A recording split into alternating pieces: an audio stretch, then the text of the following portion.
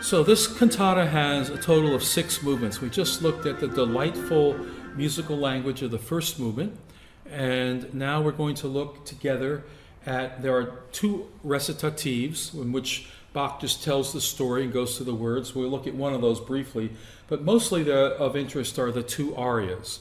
The first of the 2 arias is for soprano, and the text, the English text is illuminate heavenly fires, inflame the soul. And Bach has a solo oboe da caccia, what we would call an oboe d'amore, or an English horn.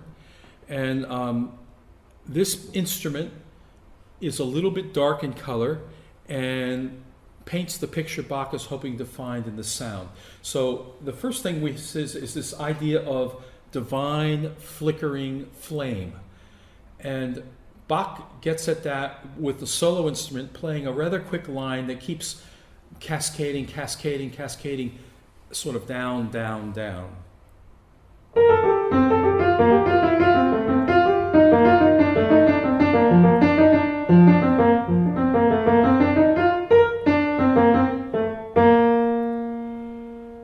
So that English horn is clacking away on that part, and the singer comes in and sings illuminate heavenly fires. Now the word for heavenly fires in German is Göttlichen. It really means God fire. And whereas the English horn sort of went down, the God fire, God being up in heaven, when Bach gets to that language, goes up and ends with a little spark that goes up to heaven. So the singer is going, and here comes the word Göttlichen. Just goes up and has a staccato note at the top.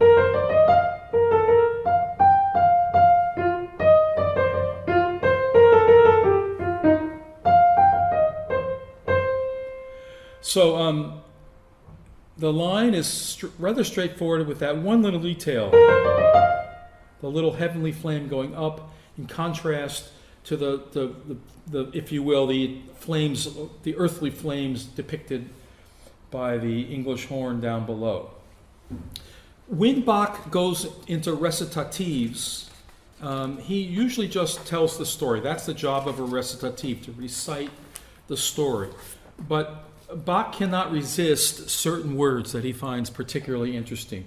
And we do have a recitative for our bass, and he sings about all earthly gloom, a worldly light can never my soul delight. A ray of joy my Lord to me has given. An earthly gleam, gleams are from heaven on high, so there's the word gleam.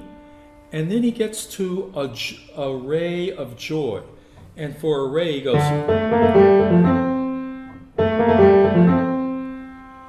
and that bum, ba, ba, bum, ba, ba, bum figure in Bach's language is one of his most common devices. It's called the joy motive, the rhythm pattern of a slightly long note followed by 2 shorter notes, usually a 16th and 2/32, or an 1/8 and 2/16. Bum, ba, ba, bum, ba, ba, bum.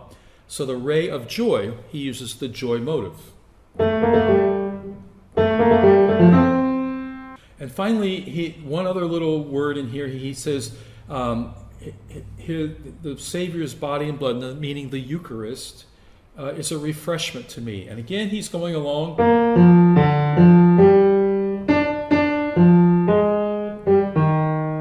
And here comes a refreshment. Again, there's that little joy motive. It's a refreshment of the soul, and that again represents the blessings, and that makes one happy. So here comes the joy motive twice in this recitative. Bach's little underlining details of what makes this text important to him.